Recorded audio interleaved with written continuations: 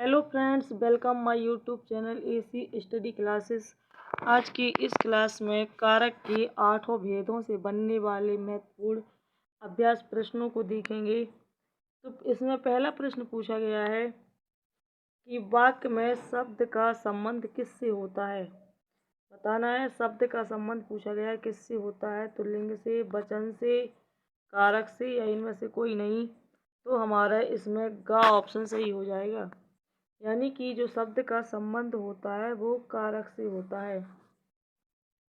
ग ऑप्शन सही हो जाएगा। दूसरा प्रश्न पूछा गया है कि हिंदी में कितने कारक होते हैं, कारकों की संख्या कितनी होती है। बताना है 10, 9, 7 या 8। तो हिंदी में जो कारक होते हैं वो कितने होते हैं, 8 होते हैं। हमारा घ ऑप्शन सही हो जाएगा। अगला प्रश्न है कि राम ने श्याम को मारा। इस वाक्य में कौन सा कारक है। राम ने श्याम को मारा, किसको मारा, श्याम को। तो इसका सही आंसर क्या हो जाएगा, कर्ता कारक, यानी कि हमारा का ऑप्शन सही हो जाएगा। अगला प्रश्न है कि निम्नलिखित में से किस वाक्य में कर्म कारक है। कर्म कारक, और कर्म कारक का चिन्ह क्या होता है, को होता है। क्या होता है, को। जहाँ पर को चिन्ह आए वहाँ पर क्या होगा, कर्म कारक। तो पहला इसमें पूछा गया ऑप्शन कि वह दिन में आएगा, भूखों को खाना खिलाओ, पेड़ से पत्ता गिरा, मैं घर पर जाता हूँ। तो इसका सही आंसर कौन सा हो जाएगा, तो सही आंसर होगा हमारा खा ऑप्शन, यानी कि भूखों को खाना खिलाओ। इसका हमने चिन्ह बताया था को, तो सही आंसर हो जाएगा खू को खो। अगला है कि किस वाक्य में अपादान कारक है।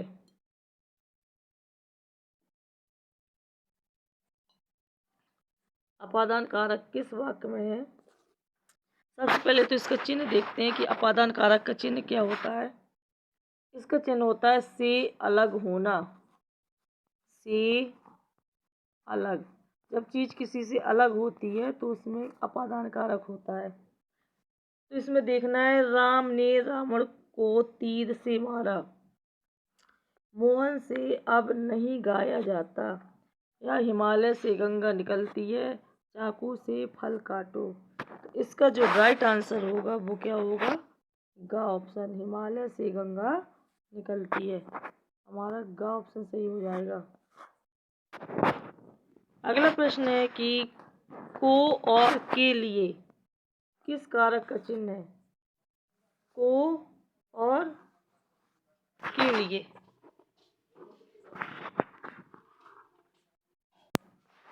तो इसमें को और के लिए किस कारक का चिन्ह है, कर्म कारक, संप्रदान, संबंध या करण। इसका जो सही आंसर होगा खा ऑप्शन होगा।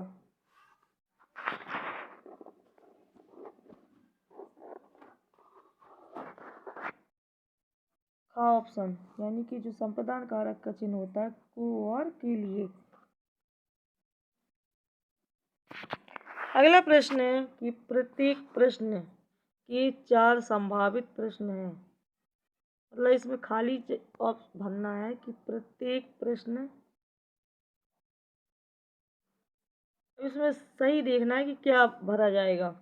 प्रत्येक प्रश्न 4 संभावित प्रश्न दिए गए हैं, रिक्त स्थान में उचित विभक्ति चिन्ह भरिए। तो कौन सा भरा जाएगा, प्रत्येक प्रश्न के लिए, या प्रत्येक प्रश्न में, या प्रत्येक प्रश्न से, या प्रत्येक प्रश्न की। इसका राइट आंसर होगा प्रत्येक प्रश्न में, यानी कि हमारा हाँ ऑप्शन सही हो जाएगा। प्रत्येक प्रश्न में 4 संभावित प्रश्न दिए गए हैं। अगला है कि बालक ने पुस्तक पढ़ी होगी। इस वाक्य में प्रयुक्त कारक चिन्ह कौन सा है, कर्म कारक, अधिकरण कारक, करण कारक या कर्ता कारक। इसका सही आंसर हो जाएगा हमारा घा ऑप्शन, यानी कि कर्ता कारक। अब इसमें देखना चिन्ह कौन सा आ रहा है, बालक ने। तो कर्ता कारक का जो चिन्ह होता है वो भी ने होता है।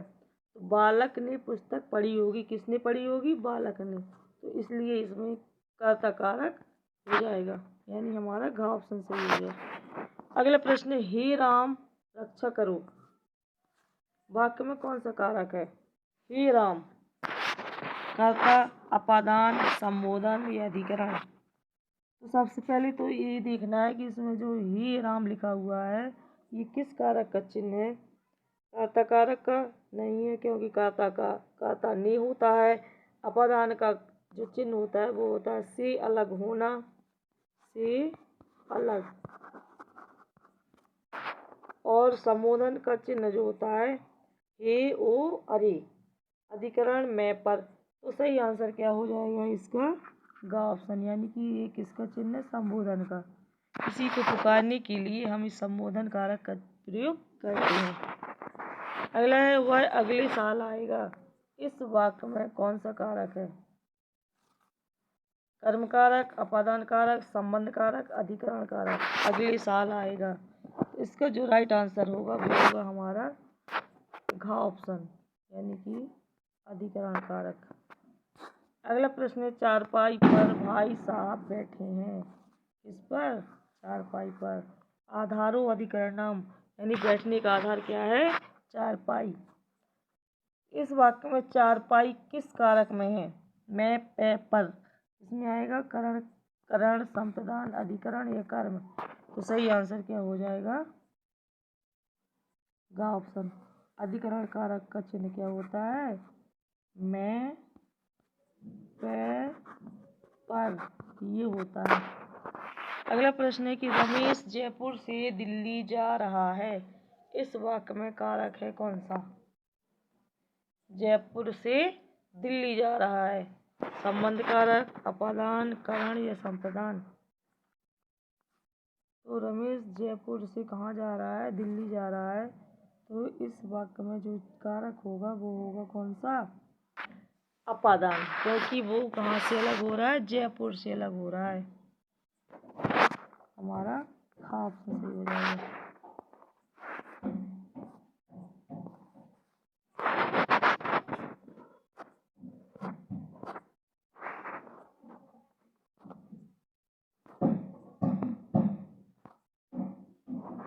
अगला प्रश्न है कि पीयूष राम को पीट रहा है। इसमें स्थूलांकित शब्द में कारक है कौन सा? संबंध कारक, कर्म कारक, कर्ता कारक या अपादान कारक? तो इसका जो सही आंसर होगा वो होगा हमारा कर्म कारक, यानी ख ऑप्शन सही। किसको पीट रहा है? राम को। इसका चिन्ह क्या होता है? कर्म कारक का ओ। अगला प्रश्न है कि भूखे को अन्न दो और प्यासी को जल। यह वाक्य किस कारक का है? संप्रदान कारक, अपादान कारक, संबंध कारक या अधिकरण कारक? तो इसका जो सही आंसर हो जाएगा वो कौन सा होगा हमारा? का ऑप्शन, क्योंकि संप्रदान कारक का चिन्ह क्या होता है? को के लिए, यानी जब कोई चीज़ किसी को दी जाती है तो उसमें संप्रदान कारक होता है। अगला प्रश्न है कि कर्म कारक के लिए प्रयुक्त होने वाला चिन्ह क्या है? कर्म कारक के लिए कर्ता ने कर्म को, इसका चिन्ह क्या होता है? कर्म कारक का को होता है। अब देखना है किस ऑप्शन में, ने, के लिए, से या को। इसका सही आंसर होगा हमारा घ ऑप्शन। अगला प्रश्न है कि मैं काम से जा रहा हूँ। इस वाक्य में से कारक है किसका? कहाँ से, किससे जा रहा हूँ? काम से। तो जो ये से है ये किस कारक का चिन्ह है? संप्रदान, क्योंकि इसका को के लिए होता है। करण, से के द्वारा।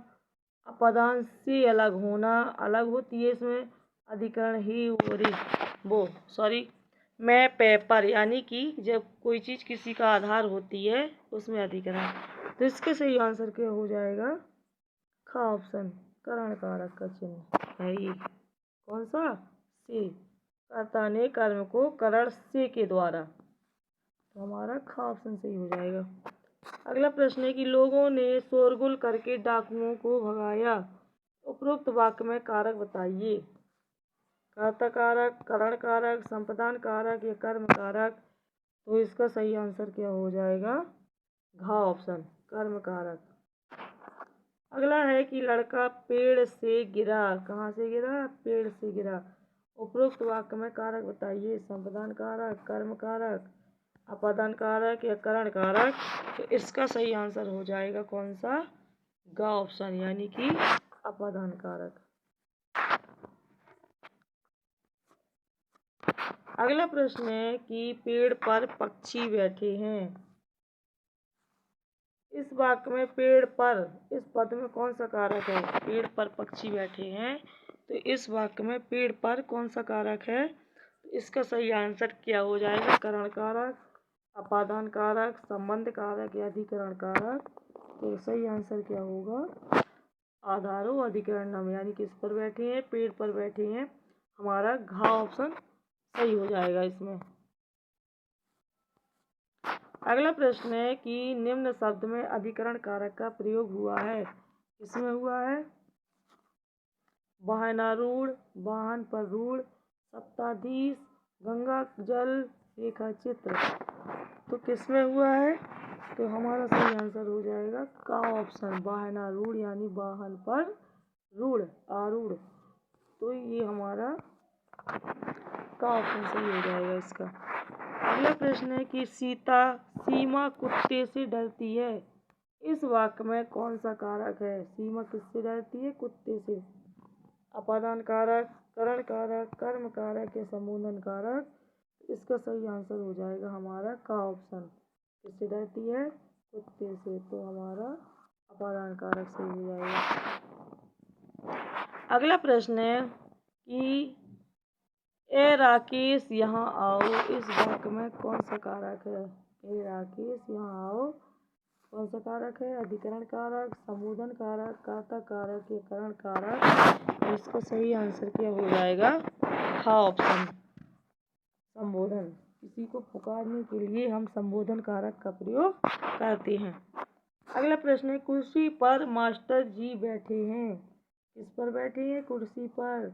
इस वाक्य में कुर्सी शब्द किस कारक में है?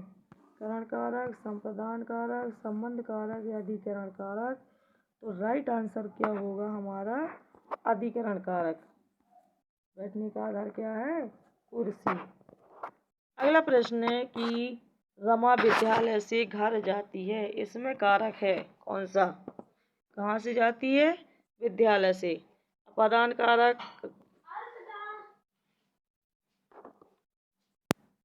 अगला प्रश्न है रमा विद्यालय से घर जाती है। इसमें कारक कौन सा है? रमा विद्यालय से बताना है। अपादान कारक, कर्ता कारक, कर्म कारक या संबंध कारक। तो सही आंसर क्या हो जाएगा? का ऑप्शन, यानी कि अपादान कारक सही हो जाएगा इसमें। रमा विद्यालय से घर जाती है। अगला प्रश्न है कि राजा सेवक को कंबल देता है। इस वाक्य में रेखांकित पद में कौन सा कारक है? राजा सेवक को कंबल देता है।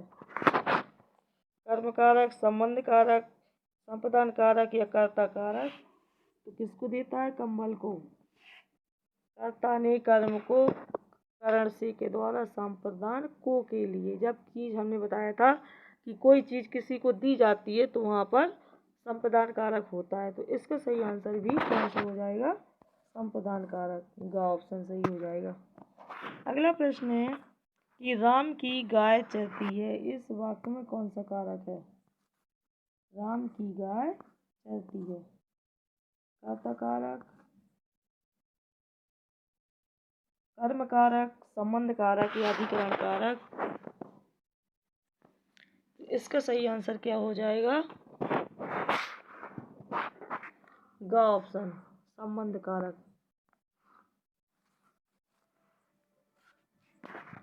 अगला प्रश्न है मैं 3 मिनट में आ रहा हूँ। इस वाक्य में कौन सा कारक है? 3 मिनट में आ रहा हूँ।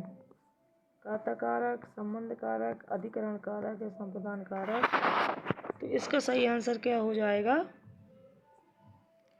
घ ऑप्शन, संप्रदान कारक। अगला प्रश्न है, वृक्षों से पत्ते झड़ते हैं, इसमें कौन सा कारक है?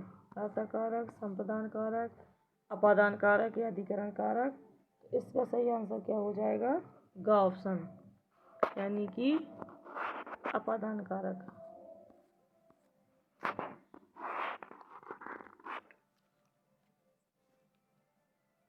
अगला प्रश्न है, बच्चे बस से पाठशाला जाते हैं, इस वाक्य में कौन सा कारक है? बच्चे बस से, अपादान कारक, संप्रदान कारक, कर्म कारक। तो किससे जाते हैं? बस से जाते हैं। तो प्रश्न नंबर 29 का जो आंसर होगा वो कौन सा होगा?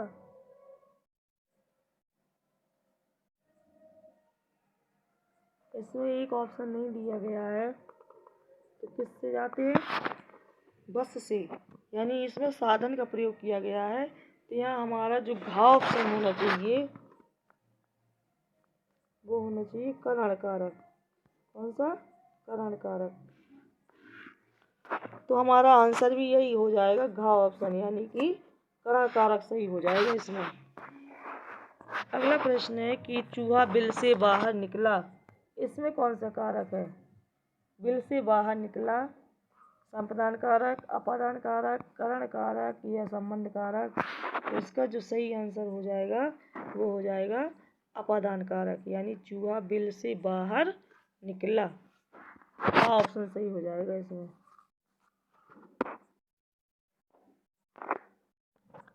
अगला प्रश्न है कि ठीक समय पर आ जाना, इसमें कौन सा कारक है? कर्म कारक, करण कारक, संप्रदान कारक, अधिकरण कारक? इसका सही आंसर होगा हमारा घ ऑप्शन, अधिकरण कारक।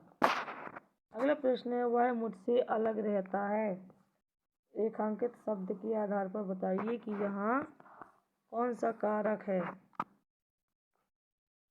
संप्रदान, अपादान, करण या अधिकरण? इसका सही आंसर होगा ख ऑप्शन, अपादान कारक। वह मुझसे अलग रहता है, तो इसमें कौन सा कारक है? अपादान कारक। अगला प्रश्न है कि निम्न में अधिकरण कारक का परसर्ग कौन सा है? पर, ने, को या से? इसका सही आंसर क्या हो जाएगा? पर, ने, को, से। सही आंसर होगा हमारा का ऑप्शन, पर। अधिकरण कारक का चिन्ह क्या है? पर। अगला है, निम्नलिखित में से कर्ता कारक वाला वाक्य छांटिए। मोहन को जाना है, शीला को रोटी खिलाओ, शाम को मत आना या बीमा को पुस्तक दे दो। तो इसका सही आंसर क्या हो जाएगा? का ऑप्शन, मोहन को जाना है।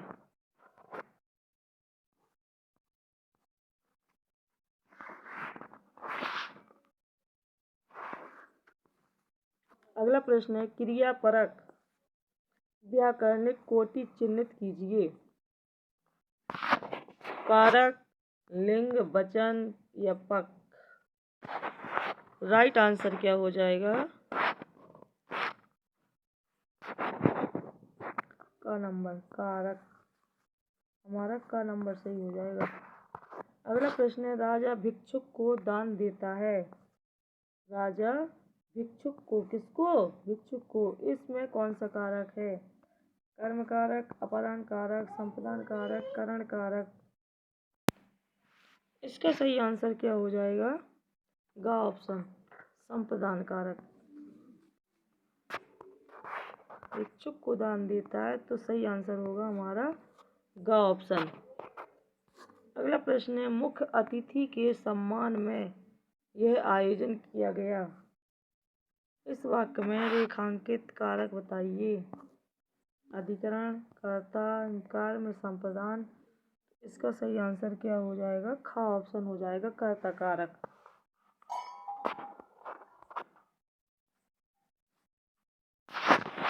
सही आंसर क्या हो जाएगा? ख ऑप्शन हो जाएगा। अगला है, राम सीता से सुंदर है, इस वाक्य में कौन सा कारक है? राम सीता से सुंदर है। करण कारक, अपादान कारक, संप्रदान कारक या संबंध कारक? इसका सही आंसर क्या हो जाएगा? हाँ, ऑप्शन अपादान कारक।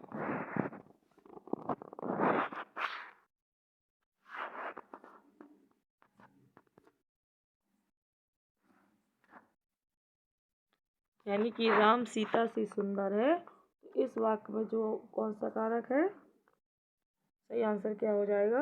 हाँ, ऑप्शन अपादान कारक। अगला प्रश्न है, मैंने राधा के लिए कपड़े खरीदे।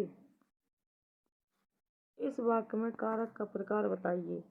अपादान कारक, करण कारक, संपादान कारक या कर्ता कारक। इसका सही आंसर क्या हो जाएगा? ग ऑप्शन संपादान कारक। हमारा संपादान कारक सही हो जाएगा। अगला प्रश्न देखते हैं कि वाक्य में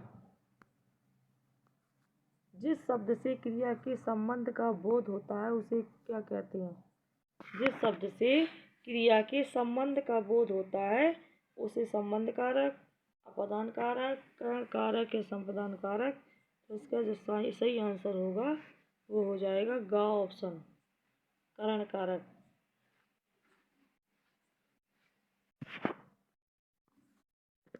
तो गाइस ये कारक से संबंधित बहुत ही महत्वपूर्ण प्रश्न थे जो आपके आने वाले सभी एग्जामों के लिए बहुत ही यूजफुल है। ये टॉपिक हर एग्ज़ाम में पूछा जाता है, इससे 2-4 प्रश्न हर एग्ज़ाम में पूछे जाते हैं। तो अगर आपको हमारा वीडियो पसंद आया हो तो लाइक कीजिए, कमेंट कीजिए और हाँ, शेयर करना ना भूलिए। Thank you so much.